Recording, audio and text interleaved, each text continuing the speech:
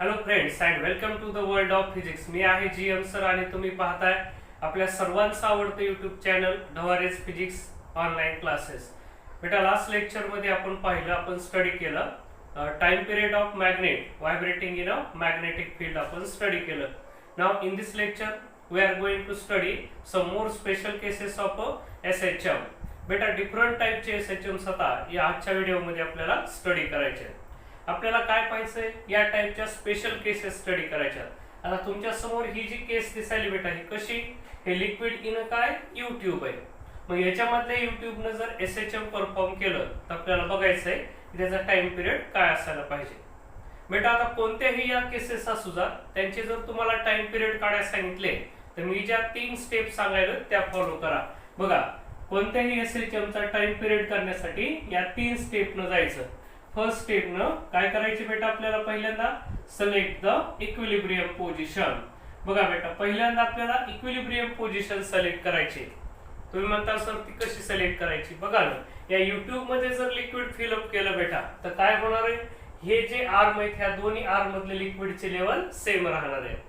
मग ज्यावेळेस liquid stationery राहील किंवा रेस्टला राहील that position is non as the equilibrium position. मग बघा मी काय केलं, इक्विलिब्रियम पोझिशन अशी सिलेक्ट केली. ठीक आहे, चला ही पहिली स्टेप कळाली तुम्हाला. बेटा आता दुसरी स्टेप काय, तुम्हाला काय करायचंय,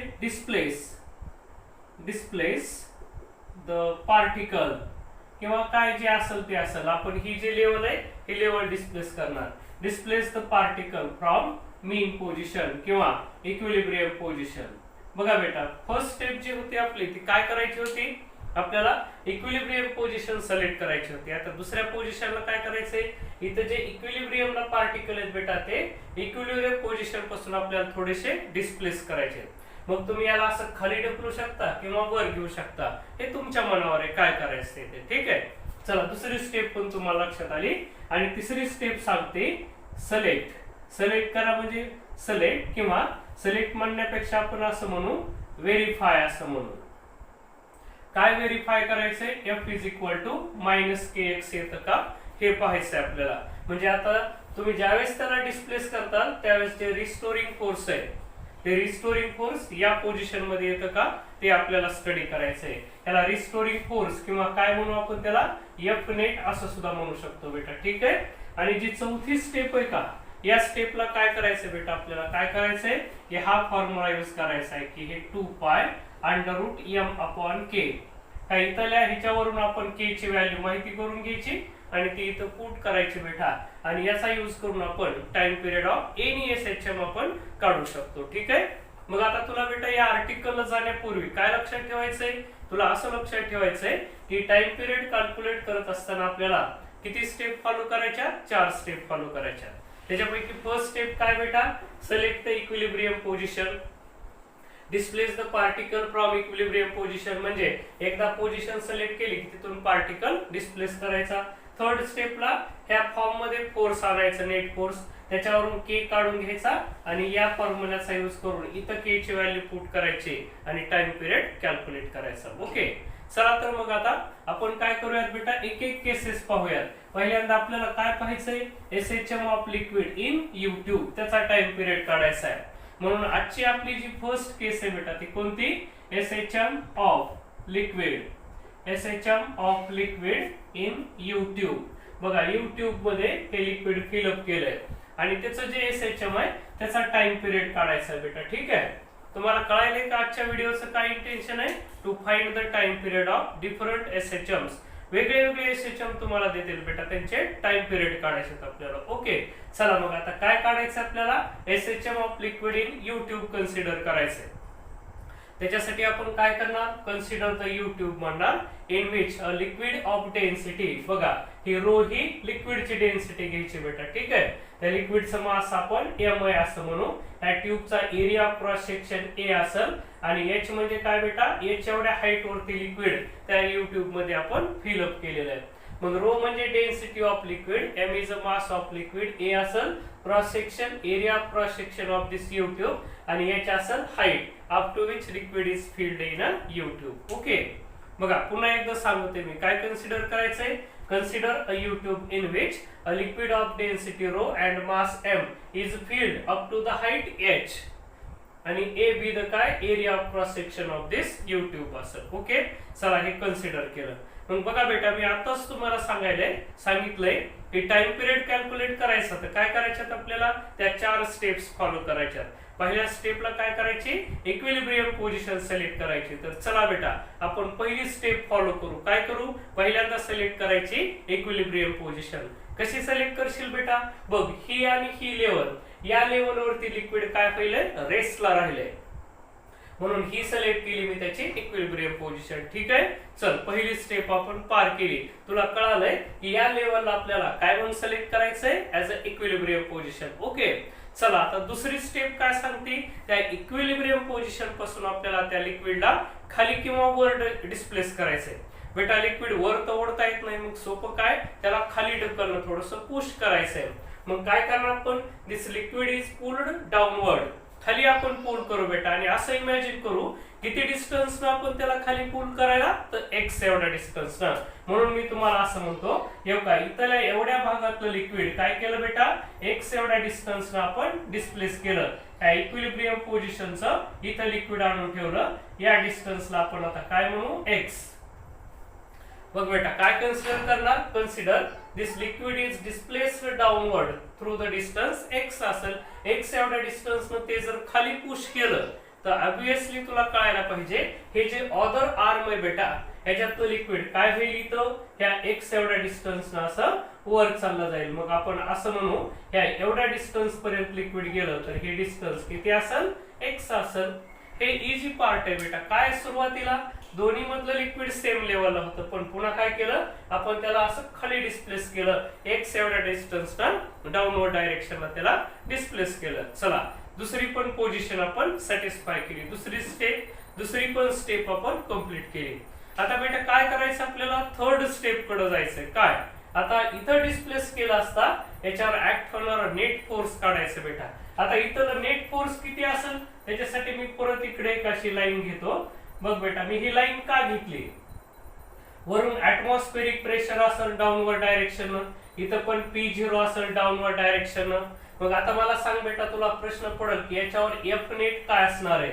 इथं आपल्याला हे नेट फोर्स सिलेक्ट करायचे की किती असेल ते. त्याच्यासाठी साधी आयडिया, तुला विचार करायचा आहे या लिक्विडला ज्यावेळेस बेटा आपण खाली डिस्प्लेस करू त्यावेळेस लिक्विडला वर ढकलणार कोण असेल याचा विचार कर. कोण असेल, हे बघ या लेवलनं जर इकडे आला तर आपल्याला फ्लुइड मेकॅनिक्स काय सांगताय, इथलं आणि इथलं प्रेशर सेम असते बेटा. मग इथलं जे अपवर्ड डायरेक्शन प्रेशर असेल ते कुणा एवढं असेल, इथल्या प्रेशर एवढं असेल, त्याला आपण काय म्हणू, समजा P असं म्हणू. ठीक आहे, मग आता बेटा मग तुला कळायला पाहिजे की इथून खाली डिस्प्लेस केला असता इथल्या लिक्विडला आता वापस वर पाठवणार कोण आहे, तर इकडे जो एक्स्ट्रा लिक्विड कॉलम आहे बेटा, या हाईटच्या वर असलेला लिक्विड कॉलम म्हणजे किती, एवढ्या अंतरामधला लिक्विड कॉलम. हा लिक्विड कॉलमचं जे वेट आहे बेटा, ह्या वेट मुळे हे लिक्विड पुन्हा काय वर चाललं जाणार आहे. ज्यावेळेस आपण त्याला कॉम्प्रेस केलेलं सोडून देऊ त्यावेळेस लिक्विड इथं थांबल का, नाही, कारण एवढा लिक्विड कॉलम इकडे एक्स्ट्रा आहे. मग याचं जे वेट आहे का, हे वेट काय करेल बेटा, त्याला डाऊनवर्ड डायरेक्शनला पुश करेल, म्हणून इकडे लिक्विड पुन्हा असं वर चाललं जाईल. आणि या टाइपनं 2 आर्म मध्ये या टाइपनं असं लिक्विड SHM परफॉर्म करीत राहील. मग बेटा आपल्याला काढायचंय या SHM चा टाइम पिरियड काय असायला पाहिजे त्याचा विचार करायचा. ठीक आहे, मग आता तुला फक्त हे F नेट फोर्स लिहिता यावं बेटा. तुला एक नीट लक्षात घ्यायचंय, आता इथं कुणामुळे फोर्स आहे हे कळालं तुला. हे F नेट फोर्स कुणामुळे, एवढ्या ह्या प्रेशर डिफरन्स मुळे. लक्षात ठेव की एवढा लिक्विडचा कॉलम या आर्म मध्ये जास्तीचा आहे. मग ह्याच्या वेट मुळे जे बी काही प्रेशर एक्झर्ट होईल या 2 पॉइंट मधल्या प्रेशर डिफरन्स मुळे इथं फोर्स ऍक्ट होणार आहे. म्हणजे तुला जर सांगितलं की या ठिकाणचं F नेट काढ बेटा, कसं काढायला पाहिजेस तू, कुणामुळे, तर तुला कळायला पाहिजे या प्रेशर डिफरन्स मुळे इथं weight force upward direction act होणार आहे. विचार करणं, एका आर्म मधलं लिक्विड वर आहे आणि दुसऱ्यातलं खाली, तर बेटा वरचा जो जास्तीचा लिक्विड कॉलम आहे त्याचं वेट इकडच्या लिक्विडला खाली ढकलणार आहे. आणि हे लिक्विड जर खाली गेलं तर पर्यायाने इकडं लिक्विड वर चाललं जाणार आहे. म्हणजे याचा अर्थ या पोझिशनला F नेट फोर्स साठी कोण रिस्पॉन्सिबल आहे, अपवर्ड डायरेक्शनचं प्रेशर आणि डाऊनवर्ड डायरेक्शनचं प्रेशर. मग तू म्हणशील सर हे कसं काढायचं, तर तुला फक्त ह्या 2 पॉइंट मधला प्रेशर डिफरन्स काढलास बेटा तरी आन्सर तुझं करेक्ट येतं. तुला मुद्दा म्हणून माहिती सांगावी वाटेल मला की हे आपल्या स्टेट बोर्डाला नाहीये. मी फक्त एमसीक्यू साठी गेलो. एररलेस सारख्या बुक मध्ये आणि एचसी वर्मा सारख्या बुक मध्ये बेटा हे कुठेतरी आर्टिकल्स दिलेत म्हणून आपण घ्यायलो त्याला थोडक्यामध्ये. ठीक आहे. मग आता तुला विचार करायचा इथं फोर्स नेट फोर्स कोण आहे, तर इथला प्रेशर डिफरन्स आहे. मग बेटा आता तुला कळायलं की इथं फोर्स कुणामुळे, या प्रेशरमुळे. आणि तुला माहिती असायला पाहिजे प्रेशर पासून फोर्स कसं मिळवायचं. बेटा प्रेशरची डेफिनेशनच काय, एफ अपॉन ए, म्हणजे force can be written as pressure into काय असतं, एरिया असं असतं बेटा. ठीक आहे. मग ही डेफिनेशन यूज करून मी इथलं फोर्स काढला. मग आता बेटा तुला कळालं की या ठिकाणी जे हे नेट फोर्स आहे, this net force is due to this pressure difference. इथलं प्रेशर आणि इथलं प्रेशर याच्यातला जो डिफरन्स असेल त्या डिफरन्स मुळे इथं फोर्स ऍक्ट होईल. मग बेटा आता मी कसं लिहितो त्याला, इथलं प्रेशर किती पी आणि इथलं वरचं प्रेशर किती बेटा, atmospheric pressure P0 multiplied by त्याला काय घेतो मी, ए असं घेतो. ठीक आहे. मग आता राहिला प्रश्न हा पी कसा काढायचा.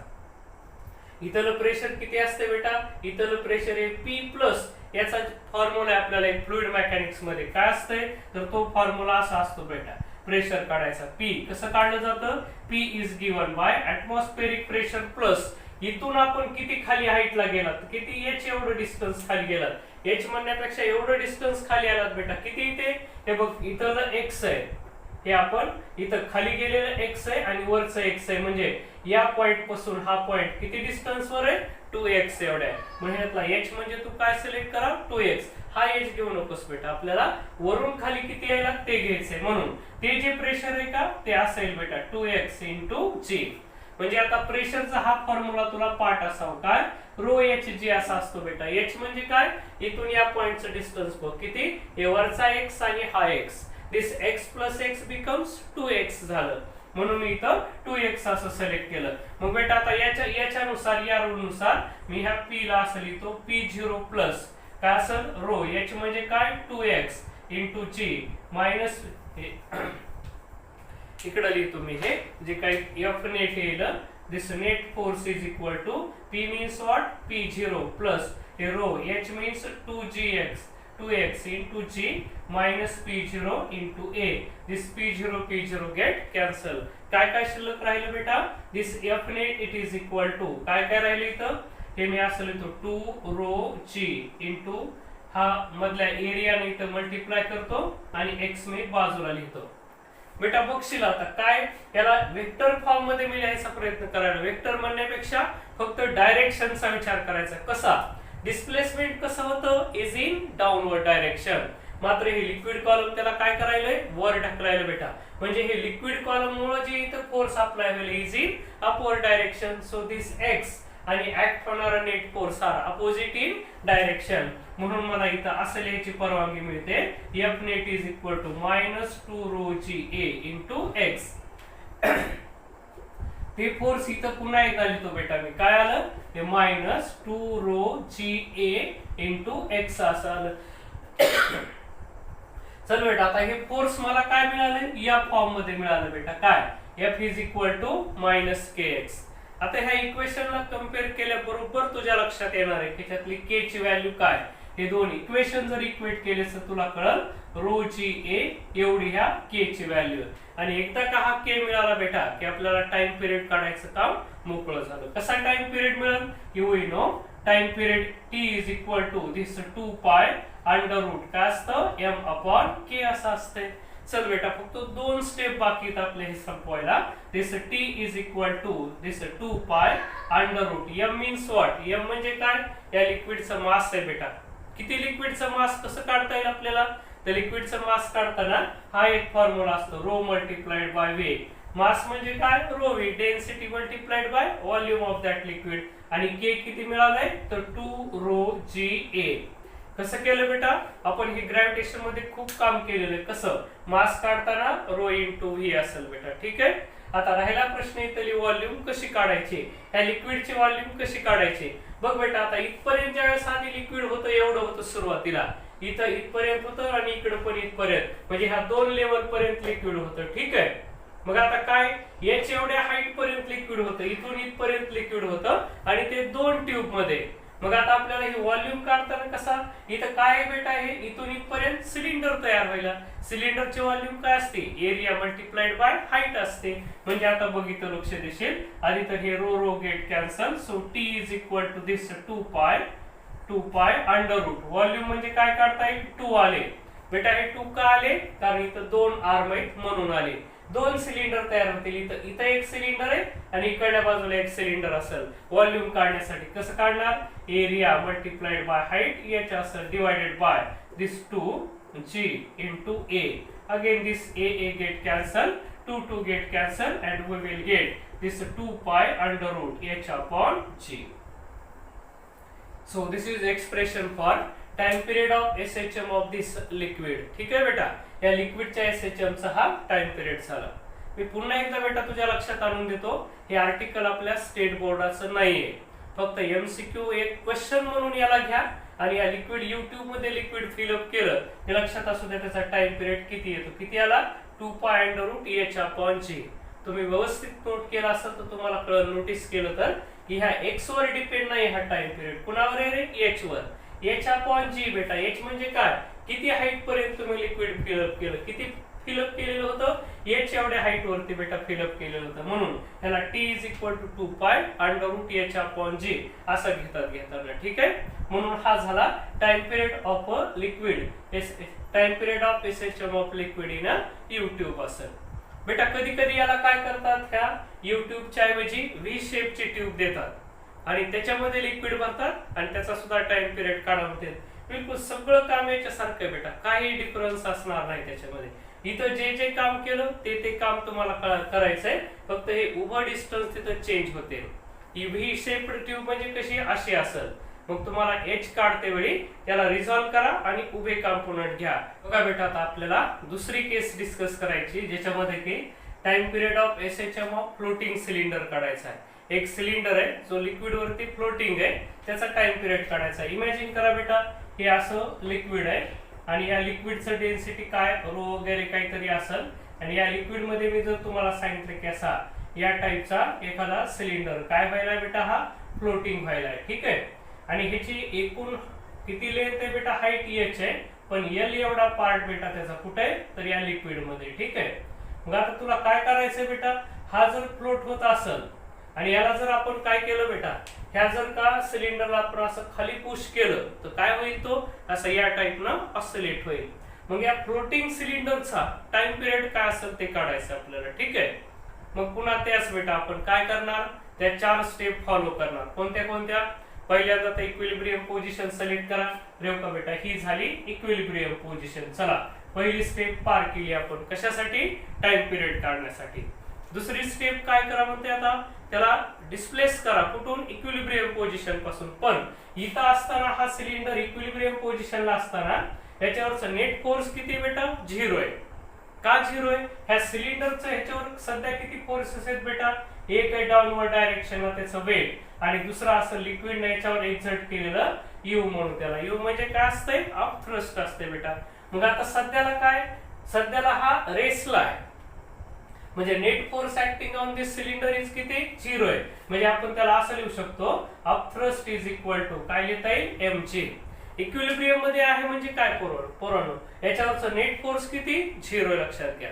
ठीक आहे, so U is equal to mg असं लिहिता येईल. आता तुम्ही म्हणता हे अप थ्रस्ट काय असते, मग अप थ्रस्ट काय असते, या लिक्विडनं याच्यावरती एक्झर्ट केलेलं फोर्स आहे बेटा, कुठल्या, वरच्या डायरेक्शनला. आता तुम्ही म्हणताल किती एक्झर्ट केलं, किती एक्झर्ट करेल बेटा, ते एवढे एक्झर्ट करीत असते, किती, m' is equal to mg असं असेल ते. तुम्ही म्हणताल m' काय बेटा, या सिलेंडरचा जेवढा भाग पाण्यामध्ये बेटा, तेवढ्या भागातलं जे काही लिक्विड आहे ते काय केलं रे, या सिलेंडरनं डिस्प्लेस केलंय. मग जेवढं लिक्विड डिस्प्लेस झालं, त्या डिस्प्लेस झालेल्या लिक्विडचं हे मास आहे. कसं काढायचं म्हणताल, तर पुन्हा तेच, लिक्विडची डेन्सिटी रो, डिस्प्लेस झालेल्या लिक्विडचे व्हॉल्यूम v म्हणून into g, it is equal to mg असं लिहिलं आपण. जी नको कॅन्सल करायचं, पुढे आपल्याला ती ऍडजस्टमेंट कामाची आपल्या. ठीक आहे, मग बेटा आता ही व्हॉल्यूम कशी काढायची, तर एवढ्या भागाची व्हॉल्यूम बघा, हा जो एरिया क्रॉस सेक्शन सिलेंडरचा ए घेऊ आणि लिक्विड मध्ये किती पार्ट आहे तर L एवढा पार्ट आहे. तर व्हॉल्यूम काय होईल एरिया मल्टिप्लाइड बाय लेंथ असेल. So rho into this A into L into G it is equal to काय असेल mg असं असेल. ठीक आहे, याला आपण काय म्हणूया इक्वेशन फर्स्ट म्हणू. बघा काय केलं फक्त आपण इक्विलिब्रियम सिलेक्ट केली आणि तिथलं फोर्स कसं काढले की अपथ्रस्ट आणि हे वेट. अपथ्रस्ट म्हणजे काय त्या सिलेंडर वरती लिक्विडनं अपवर्ड डायरेक्शन एक्झर्ट केलेलं फोर्स आहे म्हणून लिक्विड काय झाला हा सिलेंडर ऍट रेस्टला आला आणि रेस्टला का होता कारण त्याच्यावरचा नेट फोर्स 0 आहे म्हणून U is equal to mg असं राईट केलं आपण तिथं. ठीक आहे, आता बघशील बेटा आता काय करायचंय दुसरी स्टेप. ह्या सिलेंडरला आपल्याला असं पुश करायचंय खाली. इमॅजिन कर बेटा तू कसं पुश केलंस. मी हाच भाग इकडे वाढवतो आणखी थोडासा म्हणजे आपल्याला कम्पेअर करून लक्षात ठेवता येईल बेटा. कसा इमॅजिन कर हा सिलेंडर आता थोडा मी खाली पुश केला आणि तो एवढा पुश केला असा एवढ्या डिस्टन्सनं. हे आधीचं किती होतं L होतं बेटा. आता असं म्हणू आपण एवढा भाग त्याचा काय लिक्विड मध्ये पार्ट आहे त्याचा एवढा. हे किती डिस्टन्स असेल एवढं तर आपल्याला विचार करायचं पूर्वीचं L आणि इमॅजिन करा नवीन x आहे. तर किती झालं बेटा हे L प्लस x. खाली कॉम्प्रेस केलं. ज्यावेळेस आपण त्याला खाली कॉम्प्रेस करू बेटा त्यावेळेस लिक्विड त्याला वर ढकलायचा प्रयत्न करेल. इमॅजिन कर हा सिलेंडर आहे आपण लिक्विड मध्ये अगोदर स्टेशनरी असताना असा राहिला आणि तू जर त्याला असं कॉम्प्रेस केलंस बेटा तर हे लिक्विड त्याला असं वर ढकल मग सिलेंडर हा या टाइपनं असे ऑसिलेशन्स परफॉर्म करीत राहील बेटा. ठीक आहे, मग आता तुला बघायचंय इथलं नेट फोर्स कसा असणार आहे. पुढची जी स्टेप आहे ती कशी की नेट फोर्स डिसाइड करायचं. ज्यावेळेस इथं आला आता या ठिकाणचं नेट फोर्स काय असेल तर तुला हे एकदा F नेट काढायचं बेटा कसं असेल ते. मग नेट फोर्स कसा असेल बेटा इथल्या कंडिशन मध्ये काय U आणि mg कसे होते इक्वल होते पण आता तसं असणार नाही. अपथ्रस्ट हे U इज ग्रेटर दॅन काय असेल mg म्हणून इथलं नेट फोर्स तुला असेल एवढा लागेल U मायनस mg. पुन्हा मी तिथल्यासारखं काम करतो बेटा सेम इथं जे काम केलं ते बघशील हे F net it is equal to. आता अपथ्रस्ट कसा काढायचा इथं अपथ्रस्ट पुन्हा तसाच बेटा कसा आपण असं म्हणू आता m double dash g minus minus हे काय आले mg या फॉर्म्युल्यावर. तू म्हणशील आता m डबल डॅश काय बेटा काय तर एवढा भाग जेवढा लिक्विडचा आतमध्ये लिक्विड आहे हे लिक्विडच्या आतमध्ये जेवढा सिलेंडरचा भाग आहे तेवढ्या भागाचं काय असेल तेवढ्या भागातल्या वॉटरचं किंवा लिक्विडचं मास आहे. ते कसं काढणार बेटा पुन्हा इथल्यासारखंच काय म्हणू रो इंटू इथली जर v डॅश असेल तर इथली v double dash g minus mg असं म्हणून टाकू आपण. ठीक आहे, पुन्हा राहिला प्रश्न हा v डॅश कसा काढायचा rho into v double dash म्हणजे एवढेचे व्हॉल्यूम काय बेटा त्याचा area of cross section A आणि इन ब्रॅकेट त्याची आता लेंथ किती मग अशी काय होती एरिया मल्टिप्लाइड बाय L एवढा पार्ट लिक्विड मध्ये होता. आता मात्र बेटा बघ या सिलेंडरचा किती पार्ट लिक्विड मध्ये L प्लस x एवढा पार्ट. हा जो भाग दिसायलाय तुला हा इथून एवढा हा किती L प्लस x एवढा पार्ट आहे. मग त्याचे व्हॉल्यूम काढताना v डॅशला L प्लस एक्स जी मायनस mg असं आपल्याला लिहिता येईल. याला जर स्प्लिट केलं तर बेटा ते असेल rho into L into g plus rho into A into x into g minus mg. मी त्याला असं लिहू शकतो इथं. ठीक आहे, पुढची स्टेप असेल बेटा आता काय करायचंय तर आपल्याला इथंच सांगितलं का mg पुन्हा एवढे रो A L g म्हणून मी इथल्या mg ची व्हॅल्यू पुट करतो त्याच्यावरून काय आले rho A L g plus हे rho into A into x into g minus हे mg means what rho into A into L into g हे दोन्ही कॅन्सल झाले बेटा. चल मग नेट फोर्स काय मिळालं आपल्याला तर एवढं मिळालं काय रो AG आणि मी पुन्हा x ला बाजूला घेतो. आता बेटा तुला याच्या डायरेक्शनचा विचार करायचा आहे. कसा डायरेक्शनचा विचार करायचा आहे पाहशील सिलेंडरला ज्यावेळेस आपण खाली ढकलू ही जी x ची डायरेक्शन आहे ती कशी डाऊनवर्ड पण त्याला लिक्विड असं वर ढकलणार आहे अपवर्ड डायरेक्शन फोर्स एक्झर्ट करणार आहे. हे जे नेट फोर्स आहे ते म्हणजे F नेट आणि x हे अपोजिट इन डायरेक्शन आहे म्हणून मी इथं काय करतो निगेटिव्ह साइन देतो. म्हणजे बेटा हे कोणत्या फॉर्म मध्ये आलं F is equal to minus kx correct आणि याच्यावरून तुला कळायला लागलाय की किती असेल किती आला बेटा तर तो एवढा आहे रो A इंटू g असा एवढा k. ठीक आहे, चल बेटा आपली तिसरी स्टेप पण झाली. आता चौथ्या स्टेपला काय काढायचं आहे नाव time period it is equal to 2 pi under root m upon k असं असतंय. So t is equal to this 2 pi under route. मास काय असेल बेटा, तर मास बघा, ह्याचा मास काढताना आपल्याला काय काढायचंय, पुन्हा तोच फॉर्म्युला काय येणार आहे, rho into mass, rho into volume divided by के किती बेटा, रो ए इंटू जे, हे रो गेट कॅन्सल असं होईल. ठीक आहे. चल बेटा आता पुढच्या स्टेपला 2 पाय अंडर रूट. आता ही व्हॉल्यूम कशी काढणार आहेत बेटा, आपण कशी काढणार आहे, हे बघ याची किती व्हॉल्यूम असेल, याची व्हॉल्यूम किती, याची एवढी हाईट आहे, म्हणजे आपल्याला असं काढता येऊ शकतं याच्यातला एल एवढ्या भागामध्ये आधी काय होतं, एल एवढा भाग लिक्विड मध्ये होता, म्हणून मला व्हॉल्यूम काढताना असं काढता येईल त्याची एल इंटू व्हॉल्यूम म्हणजे काय असेल, L into A upon A into G असा भाग आला त्याच्यातला. ठीक आहे. मग काय होईल, here this A get cancel, so this T is equal to 2 pi under root L upon G. तर या एक्सप्रेशनचा यूज करून बेटा आपल्याला time period of floating cylinder काढता येईल. थोडक्यात मगाशीचा फॉर्म्युला आणि हा फॉर्म्युला सेम आहे. मगाशी काय होती बेटा, यू ट्यूब होती, त्यात किती हाईट पर्यंत लिक्विड होतं, एच एवढ्या. आता सिलेंडरचा किती भाग लिक्विड मध्ये, एल एवढा, म्हणजे याचा अर्थ यू ट्यूब किती लांबीची ते महत्वाचं नाही, किंवा हा सिलेंडर किती लांबीचा होता इथं, एच एवढा, ते महत्वाचं नाही. तर महत्वाचं काय बेटा, की लिक्विडच्या आतमध्ये किती पार्ट आहे, किंवा युट्यूबच्या आतमध्ये किती हाईट वरती लिक्विड आहे, त्याच्यावर त्याचा टाइम पिरियड डिपेंड असतो. मग हा झाला expression for time period of a floating cylinder. हा सिलेंडर जर फ्लोट झाला लिक्विड वरती तर त्याचा टाइम पिरियड काढला. पुन्हा एकदा बेटा, जर हे तुम्हाला चांगलं कळालं नसेल, व्हिडिओ पुन्हा पुन्हा पहा, तुमच्या अडचणी मला विचारा, आणि जरी समजा काही प्रॉब्लेम असेल तर तुम्हाला माहिती महाराष्ट्र स्टेट बोर्ड साठी हे आर्टिकल नाहीये. मी फक्त का घेतलंय, कारण एनसीईआरटीच्या रिलेटेड बुक्सनी हे दिलेलं आहे, म्हणून मी हे ऑसिलेशन्स तुमचे घेतलेत बेटा. तरी अडचण वाटली तरी माझ्याशी संपर्क साधा, टेन्शन घेऊ नका, महाराष्ट्र स्टेट बोर्डासाठी हे आर्टिकल नाही. तर आजच्या व्हिडिओमध्ये एवढंच बाळांनो. ह्या आजच्या ज्या दोन्ही स्पेशल केसेस होत्या त्या आपल्या स्टेट बोर्डच्या नाहीयेत, म्हणून आपण फक्त ते क्वेश्चन म्हणून इमॅजिन करा की ह्याच्यावर विचारला तर कसं काढायचं. तर दोन्हीकडले फॉर्म्युले तुम्हाला कळालं, जेवढ्या भागात लिक्विड आहे तेवढ्याच भागाचा विचार करायचा, आणि दोन्हीकडे डिवायडेड बाय जी चे लक्षात असू द्यायचं. ठीक आहे. म्हणून आता एरवी हा फॉर्म्युला काय लिहितो बेटा, एरवी हा फॉर्म्युला आपल्याकडे असा असतो, इकडे बघा, T is equal to 2 pi under root काय, डिस्प्लेसमेंट पर युनिट ऍक्सलरेशन असं असतंय. मग दोन्ही वेळेस बेटा ऍक्सलरेशनच्या ठिकाणी कोण आलाय, जी, आणि फक्त तुम्हाला इमॅजिन करायचंय की एक्सच्या जागी कुणाला घ्यायचं, तर जेवढा भागात पाणी किंवा जेवढा भाग पाण्यात आहे तेवढ्याचा विचार करा. इथे किती भाग पाण्यात होता, एल एवढा. युट्यूब मध्ये किती भागात पाणी होतं, एच एवढ्या. तर ह्या एक्स ची जागा आपण त्याला दिली. म्हणजे आता लास्टला बेटा लक्षात घ्यायचं की दोन्ही टाइम पिरियड तुम्हाला एका फॉर्म्युल्याच्या अंडर आणता येतात. कोणत्या, या फॉर्म्युल्याच्या.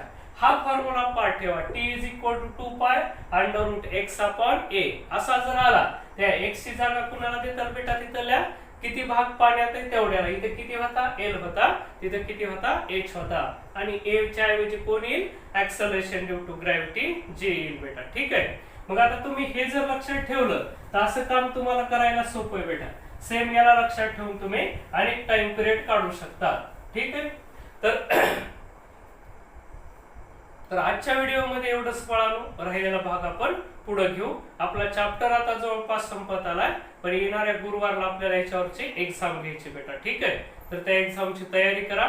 बुधवारपर्यंत होणारा भाग, लेक्चर नंबर 18 पासून बुधवारपर्यंतचा भाग, एवढ्या भागावरती आपण एक्झाम घेणार आहे. एक्झामची तयारी असावी सर्वांची. ओके. आज आपण थांबू इथं बेटा.